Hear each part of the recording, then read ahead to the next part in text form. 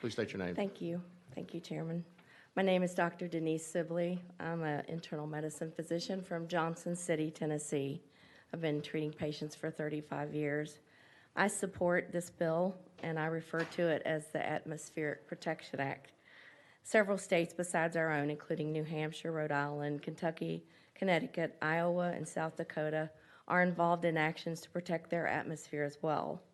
Cloud seeding has been recognized since 1965 in Maryland and 1967 in Pennsylvania, both in our own TCA 58-2-116, which specifically mentions legal weather modification in our state, and in the 44-page White House June 2023 congressionally mandated report regarding the framework for governmental past, present, and future weather modification through solar radiation modification using stratospheric aerosol injection, marine cloud brightening, and cirrus cloud thinning. There's no doubt that weather modification is taking place within our state. These actions of intentional manipulation of the atmosphere produce pollution and unintentional consequences that affect the health of our citizens, the safety of our water supply, our soil viability and crop production, the ecosystem survival, the precipitation extremes with flooding and drought, climate variability and extremes, and disruption of the economy. The spraying of sulfur dioxide is identified as causing acid rain, known to be detrimental to the health of humans, causing respiratory diseases such as asthma and worsening lung disease, as well as acidifying the water supply and soil. In addition, heavy metals have been detected in rainwater samples in Tennessee from 2017 from Clarksville, Tennessee, that contain dangerous substances such as strontium, barium, aluminum, and sulfur. And we are in the process of obtaining new water samples in our area in East Tennessee as well. We do not consent to this experimentation on our atmosphere and our citizens, nor the funding of such activities. We do not consent to the intentional blocking of the sun through the use of particulate aerosols and heavy metals. Blocking the sun would affect our crops with potential famine, deforestation, and blocking of vitamin D production by humans, which is a major determinant of our natural immunity. We do not consent of this unnatural, godlike desire to control the heavens. If we fail to block these actions with legislation by providing our own governance, then we will continue to be manipulated by the federal government and the stakeholders, in quotes, that are not named in the White House report, but they are mentioned. Scientific American in February 2023 also reported on the United Nations, quote, One Atmosphere Global Governance for the experimentation and deployment of solar geoengineering and solar radiation modification, which would link all world governments under singular control. I urge you to support our 9th and 10th amendments and to lead the nation as Tennessee forcefully says, no, not in this state. You won't mess with our atmosphere. We're running out of time. Thank you. Thank you. You're recognized. Thank you. I appreciate everyone being here today. Thank you so much for all the job that you all do all the time. My name is Dr. David Perry. I've been a licensed healthcare provider in Tennessee for 40 years. This is, as Dr. Sibley stated, a very important issue, particularly when it comes to people's health. And I wanted to echo basically the crop production is a big deal, and it's stated in this congressional mandated research that I believe everyone has a copy of. They mention also the acid, the ocean becoming an acid, type of environment, which would also affect, obviously, the land. But I wanted to address the vitamin D, and having gone on to PubMed, that's kind of the premier medical hub for information. And so one of their articles dated 2020, insufficient sun exposure has become a real health problem.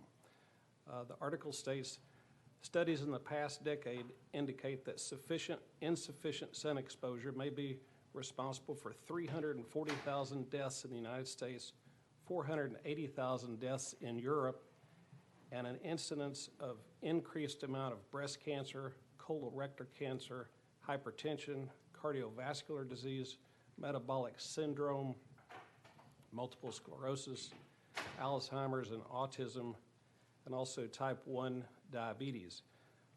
Vitamin D has long been considered a principal mediator of beneficial effects of sun exposure. However, oral vitamin D supplementation has not been convincingly shown to prevent the above conditions. Thus, serum vitamin D as an indicator of health status basically shows that the effects of the sun outweigh basically taking a supplementation, although supplementation is obviously what you do if you can't get enough sun.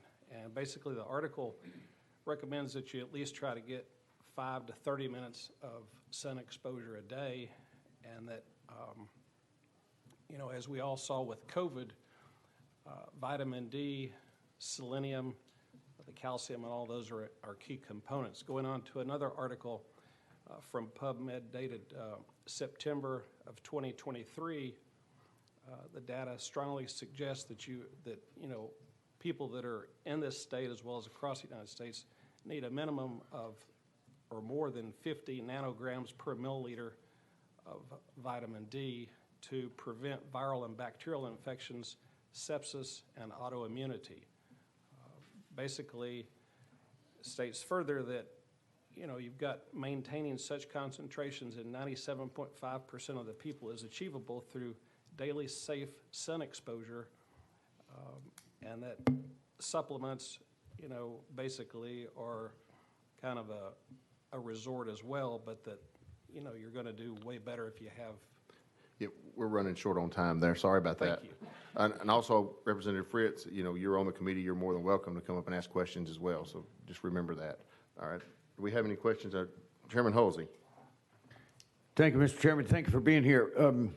Besides the vitamin D thing, what I've read is there's an increase in heavy metal toxicity in people in this country lately. The only way I know to get rid of that is with the EDTA, IV chelations, the only way I know to get rid of it. But I've always worried about the bee population disappearing.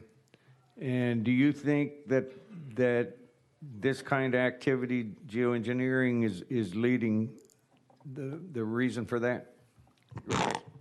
Yes, sir. I would say that it is absolutely the reason that the honeybees are going away is because of the, microcosm that they live in is affected by these aerosols. And basically the sulfur dioxide, the acid rain, it also impacts people with asthma. But yes, to answer your question. Thank you. Yes. Do we have any other questions? Chairman Todd. Thank you. It's been mentioned previously about chemtrails and, a natural occurrence that I've seen since, in my entire lifetime. I think when jets were invented, we started seeing chemtrails. It's a part of the fuel burning process, is my understanding. If you know something different, I'd love to know that. But also, as a follow-up to that, or second part of that, which is really the main point, do you know of specific instances, companies, entities that are utilizing this spraying of aerosols in our state right now? You recognize whoever wants to answer it. Yes, actually, it's mentioned in this report. So NOAA, the National Oceanic and Atmospheric Association, NASA, that would be one. The Office of Science and Technology Policy, which is OSTP. There's quite a few of them, actually. They have different planes that go to different heights in the stratosphere. Some are more like a crop dusting plane, and some go very high. But NASA and NOAA are the main ones. They're also academic centers that have their own airplanes as well. So those are the ones I could mention right off the top of my head. I want to jump in here. Will you refer to the report you're referring to? Is this congressionally mandated research plan and an initial research governance framework related to solar radiation modification? It was produced by the White House.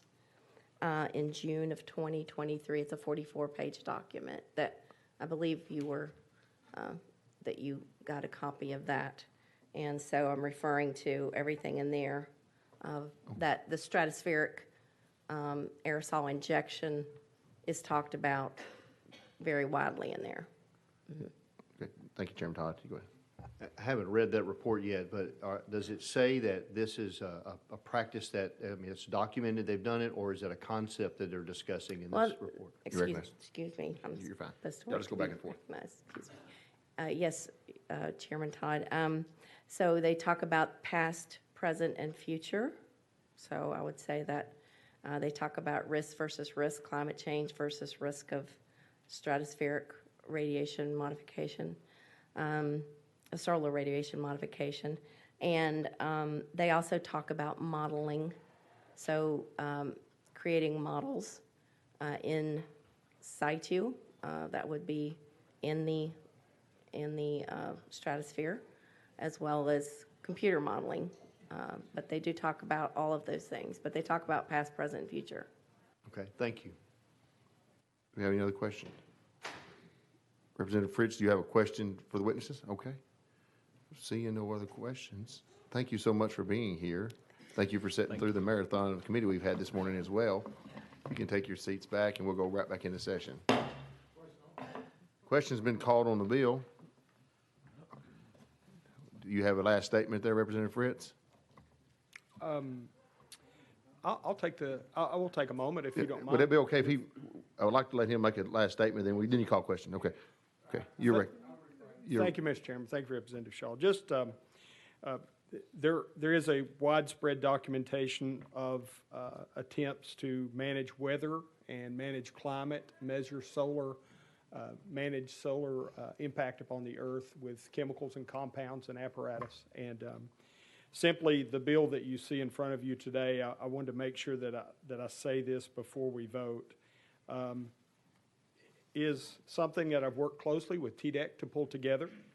And I know you've all read this, but it's a really simple one line. The intentional injection, release, or dispersion by any means of chemicals, chemical compound substances, or apparatus within the borders of this state into the atmosphere with the express purpose of affecting temperature, weather, or the intensity of sunlight is prohibited. And we just felt like that was a good place to drive the stake in the ground, that not in Tennessee. We're not going to do this. And we worded this, again, with TDEC's help to make sure that we're not impacting legitimate industry within the state. And with that, Thank you, Mr. Chairman. Thank you, Representative Fritz. Representative Jones, we'll let you ask a question. Thank you. Thank you for sharing about the bill, Representative Fritz. I just want to mark for the record that I won't be voting for this bill. I looked up and I was trying to research as we were going through this, and it seems like a lot of this is based on conspiracy theories. Most newspapers have said this is a conspiracy theory, and sometimes I'm sitting on this committee and thinking, have we lost reality?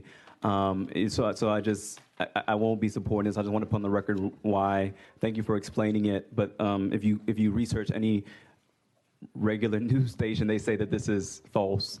And multiple scientists have come out to say, and pilots have come out to say this is false. So I just can't support your legislation. Thank you, Representative Fritz. You're recognized. thank you, Representative Jones. I appreciate that. Done a little bit more research before coming to committee. You would have seen that the whitehouse.gov document is indeed real. And I sometimes think that some things that happen in the White House these days are surreal myself. So I would just offer that I appreciate your comment, but unfortunately, it is a wild thing, but I think it is real, and I think that what we've done here is a very measured approach of just saying not in Tennessee. So thank you. Thank you for that. Question's been called on the bill. Representative Shaw. All in favor of sending House Bill 2063 to full committee, say aye. Aye. All those opposed? No. No. Thank you, All Chairman. right. If you wish to be a no, be recognized by the clerk. Ayes have it on the full committee. Thank you all so much for being here today, and all of our guests for watching. We will see you next week if we can get a motion to adjourn.